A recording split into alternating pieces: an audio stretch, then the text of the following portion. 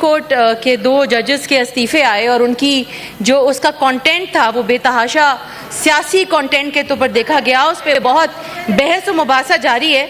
मैं सिर्फ ये चाह रही थी कहना आपके सामने और फ्लोर पे ये बात करना चाह रही थी कि सियासी बयानबाजी करने वाले और सियासी फैसले लिखने वाले जजेस ने अगर कल इस्तीफ़ा दे दिया है और वो इस बात पे इस्तीफ़ा दिया है कि पार्लियामान ने आकर एक सुप्रीम कोर्ट को जो काम खुद करना चाहिए था, अपनी अकाउंटेबिलिटी तरीक़ेकार को बेहतर करने के लिए जो काम उन्हें खुद करना चाहिए था, जब उन्होंने नहीं किया तो अवाम की आवाज़ पे पार्लियामेंट ने आके कल कानून साजी की।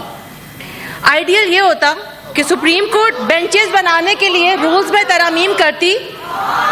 बेहतर ये होता कि बेंच मेकिंग पावर्स के हवाले से जो 10 साल से फुल कोर्ट का इजलास नहीं हुआ था, उसके ऊपर पिछले 2 साल से आवाज़ें उठ रही थी, वो इजलास होता और बेंच मेकिंग पावर्स जो थी वो उनके ऊपर कोई स्ट्रक्चर कायम किया जाता।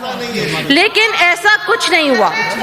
आज़ाद अदलिया हर पाकिस्तानी का हक है और जब पार्लियामान ने कल कानून बनाया तो उसके बाद जुडिशरी के साथ जो कुछ हुआ, दे आस्क्ड फॉर इट क्योंकि 2016 से एक तरीका कार चल रहा था। पार्लियामान ने उस तबाही को रोका।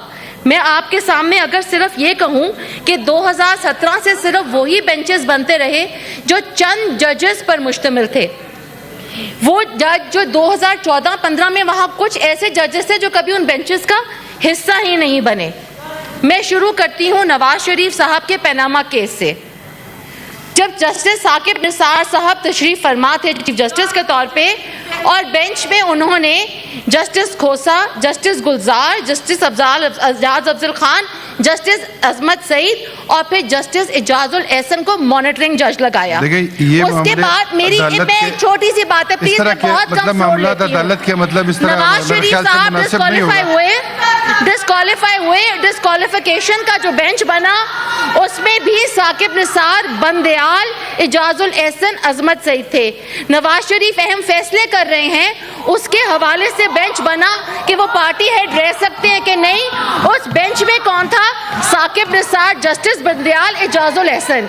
उसके बाद 2017 में हनीफ अब्बासी ने पिटीशन दायर की इमरान खान के हवाले से कि उनकी प्रॉपर्टी ठीक है कि नहीं। बेंच बना, कौन था? साकिब निसार, बंदयाल और फैसल अरब।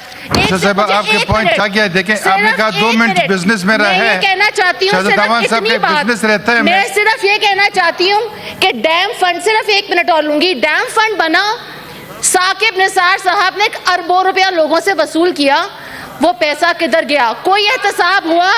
नहीं हुआ। वोट ऑफ नो कॉन्फिडेंस आया, बेंच बना, जस्टिस बंदयाल, इजाजुल एहसन, मुनीब अख्तर। बात धरने पे पटिशन आई, बेंच बना, इजाजुल एहसन, मुनीब अख्तर, जस्टिस तत्वी। नमाज का टाइम भी है। सेनेटर साहिबा, आपका पॉइंट आ चुका है। ये कहना मुझे सिर्फ 1-2 बिजनेस लेने दें। आपकी अपनी गलतियों की वजह से आज जब आप रिजाइन करते हैं, आप पे पेंशन लेने का क्या राइट है?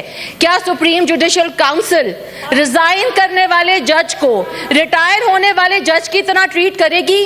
क्या इनका जो मिसकॉन्डक्ट रहा है पिछले 10 सालों में, उस पर सुप्रीम जुडिशल काउंसिल कोई कदम उठाएगी?